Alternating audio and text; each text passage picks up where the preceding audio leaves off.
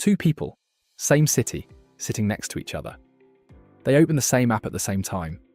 They see completely different worlds, different news, different opinions, different versions of what's dangerous, what matters, who to trust, and what's actually happening. This isn't a technical glitch, it's not a bug, it's the product working exactly as designed. Every major platform, Google, YouTube, Facebook, Instagram, TikTok, is running a personalization engine in the background of your life.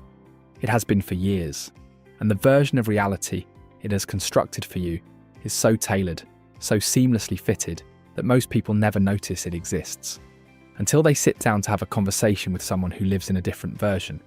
And suddenly it feels like you're speaking different languages about different planets. That's not a political problem. It's not a social problem. It's an engineering problem. And today we're going to take it apart.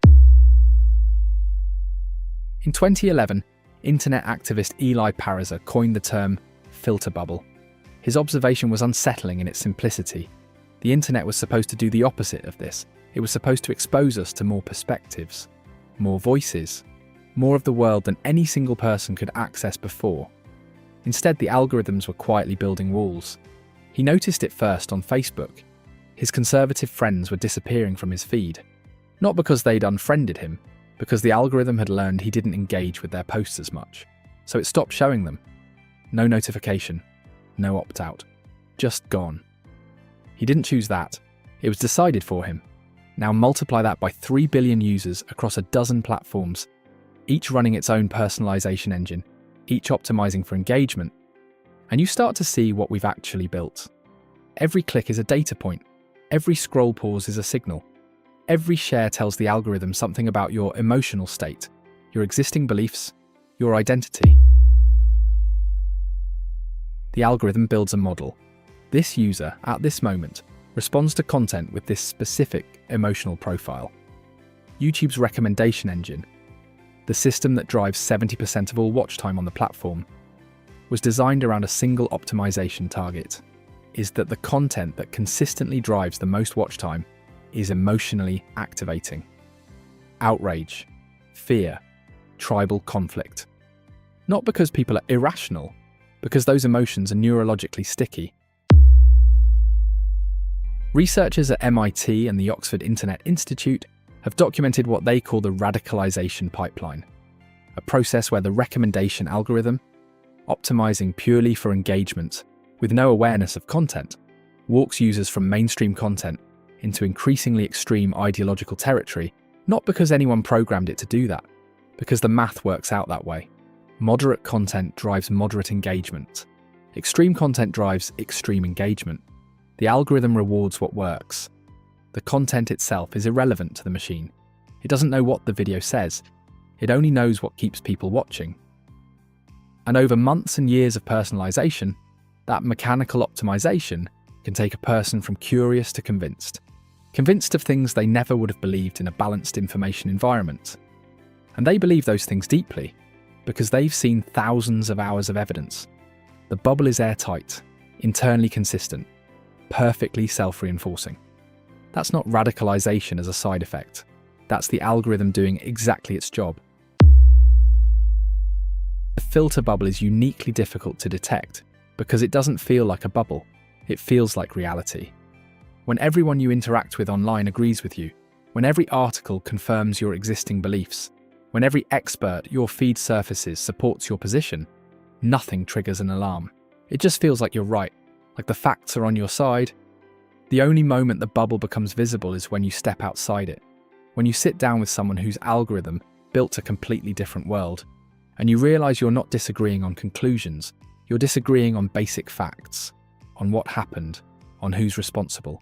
You're both inside a bubble, looking at each other from opposite sides of an algorithm, each one convinced they're the one seeing clearly. That's not a personal failure on either side, it's an infrastructure problem, and most people never get to name it. Individual filter bubbles have collective consequences. When millions of people are each living inside a personalized information environment, coordinated truth becomes structurally difficult. Not just on politics, on science, health, economics, history. The ability to reach shared conclusions depends on a shared information space. And we have, quietly, over the last 15 years destroyed the shared information space. People aren't getting an alternative perspective. They're getting an alternative reality with its own internal logic, its own sources, its own history. Division was a byproduct that turned out to drive excellent engagement metrics. The bubble was built for profit. The fractures are real. You cannot escape personalization entirely. The systems are too embedded, the algorithms too pervasive. But you can complicate the model. Deliberately watch content that challenges your existing views, not to change your mind, to force the algorithm to update its map. Use search instead of feed. The search bar gives you agency. The feed gives the algorithm agency. When you search for something specific, you're driving. When you're inside a feed, you're a passenger. Navigate more, scroll less, create a second account with no history. Browse it for 15 minutes. The contrast between that cold, generic experience and your hyper-personalized main account is one of the clearest ways to actually see the bubble from outside it. Before dismissing them, ask one question. What would their algorithm have had to show them for years for this to make sense to them? Not agreement, just geometry.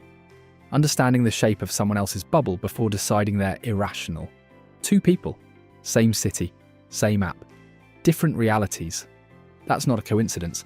That's the filter bubble, running in the background of every search, every recommendation, every scroll, quietly constructing the walls of the world you see. You didn't opt into this, you just used the product, and the product, by design, decided what world you should live in. But now you can see the architecture, and once you can see the shape of the bubble, you can at least choose how you move inside it. That's not a small thing. Modern life feels strange. Now you know why.